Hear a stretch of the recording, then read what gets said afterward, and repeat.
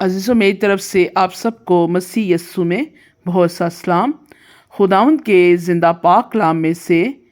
گنتی 13 باب۔ اور خداوند نے موسیٰ سے کہا کہ تو آدمیوں کو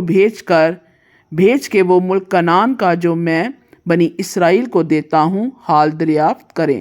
ان کے باپ دادا کے ہر قبیلے سے ایک آدمی بھیجنا جو ان کے ہاں کا رئیس ہو۔ چنانچہ موسیٰ نے خداوند کے ارشاد کے موافق دشت فران سے ایسے آدمی روانہ کیے جو بنی اسرائیل کے سردار تھے۔ ان کے یہ نام تھے: روبن کے قبیلہ سے زکورا کا بیٹا سمعون، اور شمعون کے قبیلے سے ہوری کا بیٹا صافت، اور یہودا کے قبیلے سے یفانہ کا بیٹا کالب، اور اشکار کے قبیلے سے یوسف کا بیٹا اجلال، اور افرایم کے قبیلے سے نون کا بیٹا ہوسیہ، اور بنیامین کے قبیلے سے رفو کا بیٹا فلتی، اور زبلون کے قبیلے سے سودنی کا بیٹا جدیل، اور یوسف کے قبیلہ یعنی منسی کے قبیلہ سے سوسی کا بیٹا جدی، اور دان کے قبیلہ سے جملی کا بیٹا امیئیل، اور آشر کے قبیلہ سے میکائیل کا بیٹا ستور، اور نفتالی کے قبیلے سے وسی کا بیٹا نخبی، اور جد کے قبیلہ سے ماکی کا بیٹا جوائیل۔ یعنی ان لوگوں کے نام ہیں جن کو موسیٰ نے ملک کا حال دریافت کرنے کو بھیجا تھا۔ اور نون کے بیٹے ہوسیہ کا نام موسیٰ نے یشوع رکھا، اور موسیٰ نے ان کو روانہ کیا تاکہ ملک کنعان کا حال دریافت کریں، اور ان سے کہا کہ تم ادھر جنوب کی طرف جا کر پہاڑوں میں چلے جانا اور دیکھنا کہ وہ ملک کیسا ہے، اور جو لوگ وہاں بسے ہوئے ہیں وہ کیسے ہیں، زوراور ہیں یا کمزور، اور تھوڑے ہیں یا بہت، اور جس ملک میں وہ آباد ہیں وہ کیسا ہے، اچھا ہے یا برا، اور جن شہروں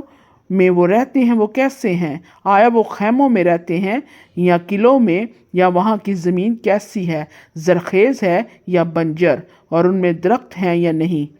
تمہاری ہمت بندی رہے اور تم اس ملک کا کچھ پھل لیتے آنا۔ اور وہ موسم انگور کی پہلی فصل کا تھا۔ سو وہ روانہ ہوئے اور دشت سیہون سے رہوب تک جو حمات کے راستے میں ہے ملک کو خوب دیکھا بھالا، اور وہ جنوب کی طرف سے ہوتے ہوئے ہیبرون تک گئے جہاں اناک کے بیٹے اخمیان اور سسی اور تملی رہتے تھے، اور جبرون زرون سے جو مصر میں ہے 7 برس آگے بسا تھا، اور وہ وادی اسکال میں پہنچے۔ وہاں سے انہوں نے انگور کی ایک ڈالی کاٹ لی جس میں ایک ہی گچھا تھا، اور جسے وہ آدمی ایک لاٹھی پر لٹکائے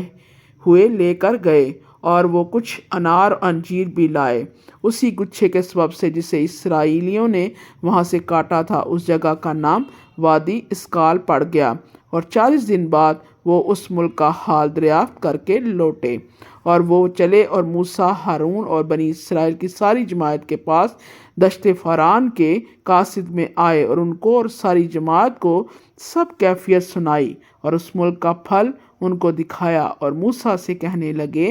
کہ جس ملک میں تو نے ہم کو بھیجا تھا ہم وہاں گئے، اور واقعی دودھ اور شہد اس میں بہتا ہے، اور یہ وہاں کا پھل ہے، لیکن جو لوگ وہاں بسے ہوئے ہیں وہ زوراور ہیں، ان کے شہر بڑے بڑے اور فصیل دار ہیں، اور ہم نے بنی اناق کو بھی وہاں دیکھا۔ اس ملک کے جنوبی حصے میں تو عمالیکی آباد ہیں، اور ہتھی، یبوسی اور اموری پہاڑوں پر رہتے ہیں، اور سمندر کے ساحل پر اور یردن کے کنارے کنانی بسے ہوئے ہیں۔ تب قابل نے موسیٰ کے سامنے لوگوں کو چپ کرایا اور کہا کہ چلو ہم ایک دم جا کر ان پر قبضہ کریں، لیکن ہم اس قابل ہیں کہ اس پر تسفر کر لیں۔ لیکن جو اور آدمی اس کے ساتھ گئے تھے وہ کہنے لگے کہ ہم اس لائق نہیں ہیں کہ ان لوگوں پر حملہ کریں، کیونکہ وہ ہم سے زیادہ زوراور ہیں۔ ان آدمیوں نے بنی اسرائیل کو اس ملک کی جسے وہ دیکھنے گئے تھے बुरी खबर दी और कहा कि वो मुल्क जिसका हाल दरियाफ्त करने को हम उसमें से गुज़रे एक ऐसा मुल्क है जो अपने बशिंदों को खा जाता है, और वहाँ जितने आदमी हमने देखे वो सब बड़े कदावर हैं, और हमने वहाँ बनी एनाक को भी देखा जो जब्बार हैं और जब्बारों की नस्ल से हैं। और सेम तो अपनी ही निगाह में ऐसे थे जैसे टिड्डे होते हैं, और ऐसे ही उनकी निगाह में थे। खुदावंद के ज़िंदा पाक कलाम के पढ़े और सुने जाने पर उसकी ख़ास बरकत हो। आमीन।